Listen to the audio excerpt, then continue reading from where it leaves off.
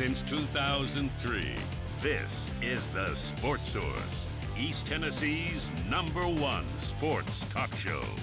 Brought to you by Junk Be Gone and the Garza Law Firm. With your host, John Pennington. The Sports Source starts now. Good Sunday morning. Welcome into the Paper Be Gone studios and the Sports Source. We are happy to have you with us today. Last week, I and others complained about Tennessee's offense. They go out, score 171 points this week. We get things done on this show. So we'll see what nonsense we can say this week that they will completely counteract with their playing this week. We'll talk Tennessee basketball, now on a 5-game win streak in the SEC. We'll talk football. Josh Heupel's signing class, his first full signing class, is now out of bed. We'll talk about that. We'll talk about transfer portal because everyone's worried why isn't more being done in the portal. We've got explanations for that. A little bit of news regarding Tennessee's coaching staff. There were rumors about Alex Golesh possibly going to Miami. It looks like just 20 minutes ago or so, Miami has offered that offensive coordinator spot to a coach from Michigan. So looks like Golesh will be here, apparently. But we've got a lot to cover. So let's just get right into the thing. First segment of our program today, brought to you by Junk Be Gone. You heard me mention Paper Be Gone. This is the original company. This is Junk Be Gone. And if you have an old boat on your property, if you have a worn-down tool shed on your property, double-wide trailer, chimneys, stables, you name it, not only can they get rid of your small junk, they can demolish the big junk and clear it out for you. They do small jobs, they do big jobs. Check them out online at junkbegone.biz to learn more about their demolition services. So if you've got something big on your property you want out of there, give them a call. They can not only get it out of there, dispose of it, destroy it, and then get it out of there. It's perfect. Junk Be Gone, junkbegone.biz. All right, let's welcome in the first group of panelists we have today. Former Vol basketball player Isaiah Victor, who we were texting this week. Let's see, top 10 all-time rebounding, top 7 all-time block shots. You're not even grinning. Top 7 all-time block shots. You were #1 in all-time wins until what? Wayne Chisholm snapped that? Yeah, I believe Chisholm did, yeah. Pretty good career. Isaiah Victor with us. Mark Pankratz right there, former D1 basketball player, former assistant basketball coach under Bruce Pearl and Conzo Martin at Tennessee. Mark, thank you for Just give the ball to guys like Isaiah. That's all. Also, didn't you lead the developmental league one year in scoring? Yeah, I did, yeah. He's so he said, yeah, I did, yeah. Josh Ward right down there from 99.1 The Sports. He doesn't like me bragging on him. 99.1 The Sports Animal also sent us Jimmy Himes today. I got to pay 99.1 The Sports Animal big bucks for sending you guys over here. I should, if I can get Vince over here, I'll just have you chartered in on a bus. So, all right. Did not lead the developmental league in scoring. That's right. All right.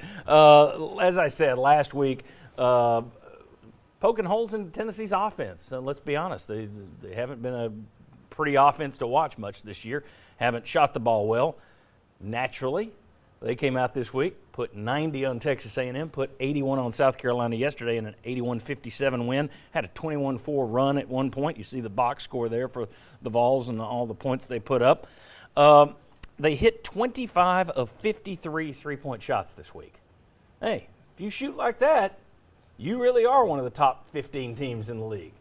If you don't shoot like that, I've still got my concerns. But 25 of 53 from 3 this week, 14 of 27 from 3 yesterday. As I mentioned, they've now notched 5 straight SEC wins in a row. So we'll start with the guy who last week saw the most upside with this team. That's Isaiah Victor. Isaiah, your thoughts on the offensive week this team put together? Like I said last week, the last part of the Texas game looked really good to me. Because, we started pressing, we started playing faster, and then these guys, they drive well in that sort of situation. Not as much in the offense, maybe it's a little clogged up, but you can drive well, and if you can drive, then you can kick and you move the ball around, and they don't have a problem moving the ball around. That's another thing I like about this team. They got a lot of shooters, but they'll pass up a good shot to get a great shot for a teammate. So I think that was a big part of why we were able to shoot so well. All right. And we'll talk about that a little bit later. Rick Barnes had a comment that kind of goes right along with what you're saying. Mark Pankratz, your thoughts on Tennessee going into South Carolina, getting the win yesterday. Was nip and tuck there for a while, but Vols with their big run there in the second half put it away. Thoughts on what you saw from Tennessee, offensively, defensively, wherever you want to go? Well, I think Josiah Jordan-James is the guy that is a separator for Tennessee. I mean, you look at it, we talk about his versatility defensively, we talk about his rebounding. The biggest hole in arguably this whole team this year has been his perimeter shooting. And he knocks down jump shots, which now with Barnes going to that four-guard lineup, to what Isaiah is saying, it goes right to what this team is really good at. It allows Kennedy Chandler, allows Ziegler to drive and attack gaps. When you only have four guys out there, or I'm sorry, only one post player out there, the floor opens up. Earlier on the year where you're starting Fulkerson and Olivier, two back-to-the-basket type of guys, the paint's all clogged up, nowhere for those guys to drive. Now with this four-guard lineup, and by the way, making jump shots, the floor is just so much more open for guys to then be able to attack rims and then, like Isaiah is saying, get inside out, good perimeter jump shots that we're knocking down right now. Career high 20 points yesterday for Josiah Jordan-James. Jimmy, he's also had a good little run of games here in a row. He really has. In the last 8 games, he's like 16 of 49 from three-point range. He had been shooting 22%, actually 16 of 39. He had been shooting 22% the first 11 games of the year. But he is an X factor. I agree with Mark. When he plays that well, it makes the whole team raise their level. He was their offense the first part of that game against South Carolina. Nobody else was doing much. But I also thought the other thing about yesterday, I thought Tennessee had 5 players that either played pretty well to great. And when you get that many players playing at that level, Tennessee's a hard team to beat. Josh, your thoughts on who else deserves credit yesterday or this week that you saw that seems to either A, they've continued to contribute, or B, they're contributing more at this point? Yeah, and I would have started the conversation with Josiah as well, because I think he's so important with how he plays, but also their lineup, what he's able to do. If he's at the 4, if you can have Kennedy Chandler and Zakai Ziegler on the floor together making plays and hitting shots, I mean, that's part of it. Better than 2-to-1 assist to turnover ratio. Obviously, the ball has to go in to get the assist, right? But they have guys that can hit shots, and if all of them are doing that, it probably correlates, I'd say, somewhat. Josiah came out firing, which was also a good sign because we wondered, okay, what's the mindset? Are these guys going to be willing to take shots?